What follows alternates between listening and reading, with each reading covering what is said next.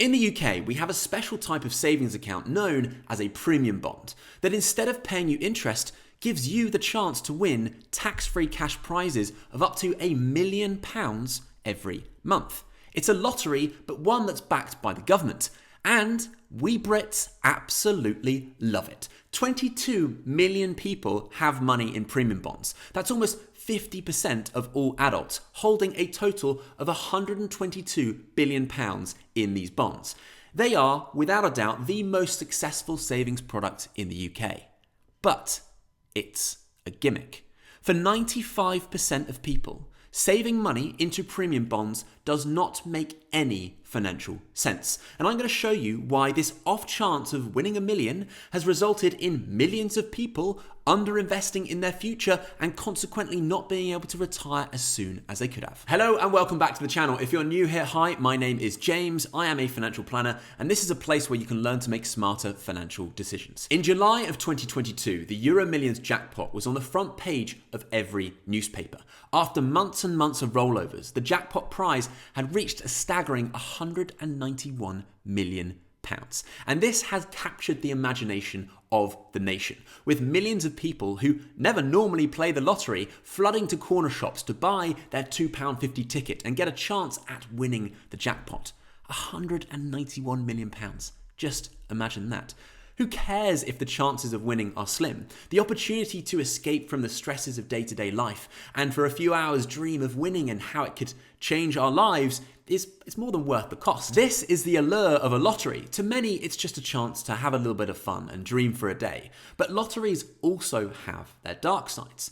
The people that are most likely to play the lottery are those that come from lower income households. In the US, households that earn less than £30,000 a year typically spend 4 times as much on lottery tickets as households that earn over £75,000, which has led many people to believe that lotteries are a tax on the poor, just another mechanism for taking money from the poor and making a few people rich. And there is no doubt that just like any type of gambling, lotteries are designed to prey on our behavioural weaknesses. Firstly, our brains are just not wired to understand how small these probabilities really are. The chance of winning the Euro Millions jackpot is 1 in 139 million.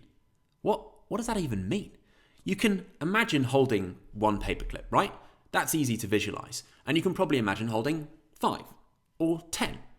But what about 1,000, 10,000, 100,000? What does that even look like? When numbers get this high, it's very hard for our brains to comprehend. To put this into perspective, in any given year, what do you think the chances are of you being crushed to death by a meteor falling out of the sky? Just 1 in 700,000. You are 200 times more likely to be crushed to death by a meteor than win the lottery. And the chance of you being struck by lightning is just 1 in 5 million, still 30 times more likely than winning the lottery. So you're telling me there's a chance? Yeah! We struggle to understand just how unlikely these events are to happen. And what's worse is that reading about lottery winners in the news makes us think that these events are more commonplace than they really are, and that we ourselves are more likely to win. This is known as availability bias and happens not only with gambling winners, but also with successful athletes and entrepreneurs.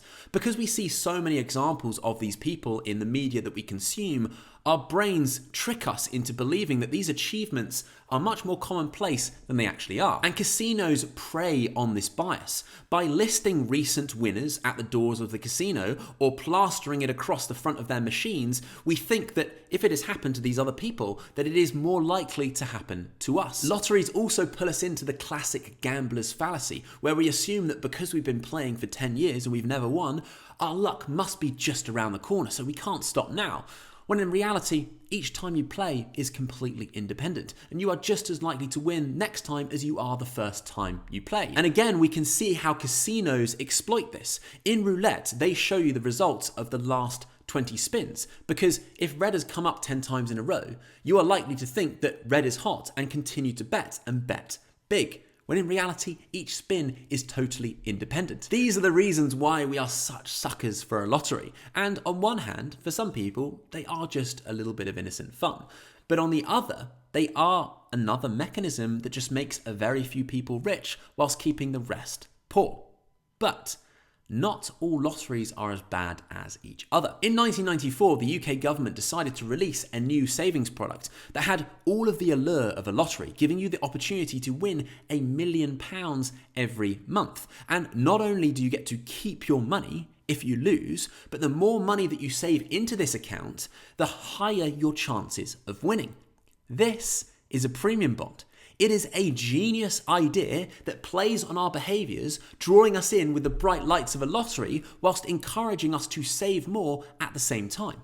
You can hold anything from £25 to £50,000 in these bonds, and for each £1 you have saved, it gives you an extra chance at winning cash prizes, ranging from £25 all the way up to £1 million. And right now, the prize payouts equate to an average interest rate of 3.3%.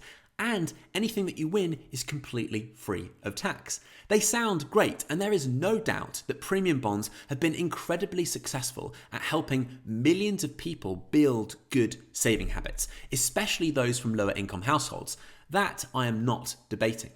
But if you are already good at saving, keeping your money in premium bonds does not make financial sense. And you could be losing out on tens of thousands of pounds and jeopardizing your retirement.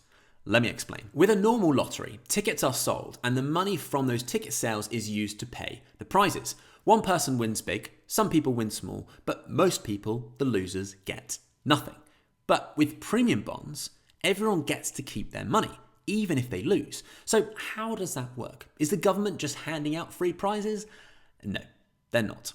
All of the money that is held in premium bonds, so that's £122 billion, is lent to the government, and the government pays interest on that cash, currently 3.3%. And it's this interest that is used to pay the prizes. Again, a few people win big, a few people win small, but most people get nothing. As an example, if you had £1,000 in premium bonds, with the advertised interest rate on their website of 3.3%, you'd think that you'd be set to earn, on average, £33 a year in interest. But that is not true, because your interest is used to pay the winners. So although the average, as in the mean return, is 3.3%, the average person, or the median, is likely to get nothing at all.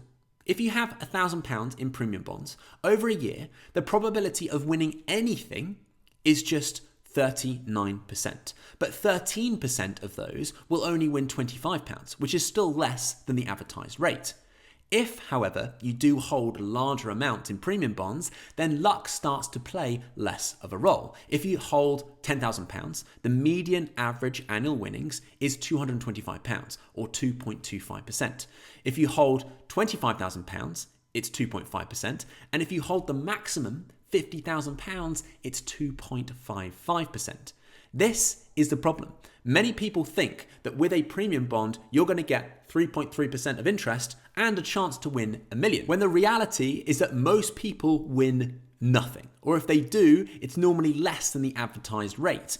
Because of this, most people would be better off putting their money in a regular savings account or a fixed term deposit. In fact, the only time that premium bonds make financial sense is if you have a lot of money. As an example, the best rates that you can get on an easy access savings account right now is 3.5%, which is clearly higher than the likely return from premium bonds.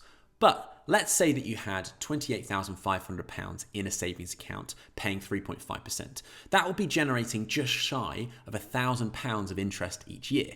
The problem with this, though, is that interest is taxable, whereas the income from premium bonds is not.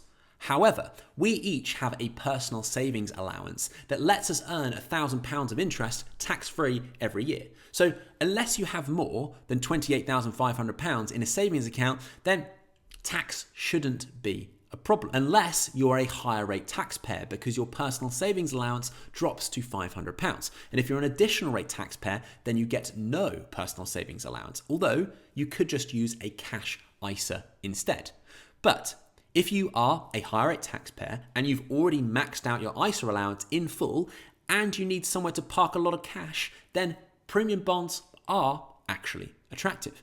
If you can get 3.5% on a savings account, but you have to pay 40% on tax, then you're only getting 2.1% net, compared with the tax-free rates of premium bonds. So yes, for this small segment of the population, mathematically you would be better off using premium bonds. But for everybody else, they do not make sense. Now, you might be thinking, come on James, you're splitting hairs here, back off a little bit. Does a percentage here or there really make much difference? And premium bonds are just a little bit of fun. Well, it won't make much difference over 1 year.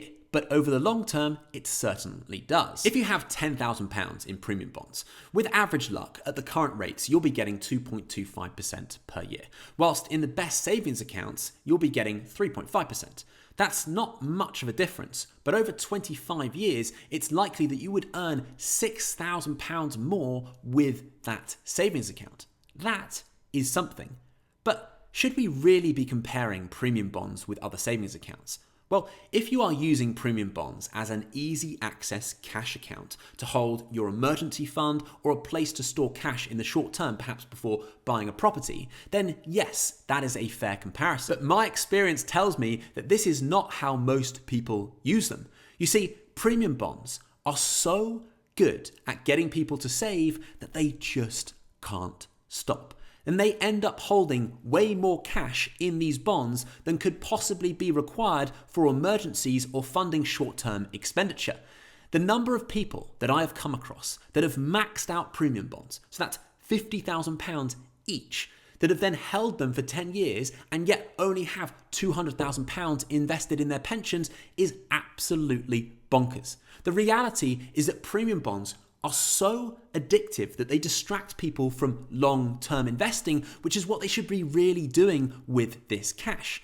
If you had held £50,000 of premium bonds over the last 10 years, with average luck, you would now have roughly £58,000. Although in real terms, you would have lost money because inflation has outpaced the average interest you would have earned.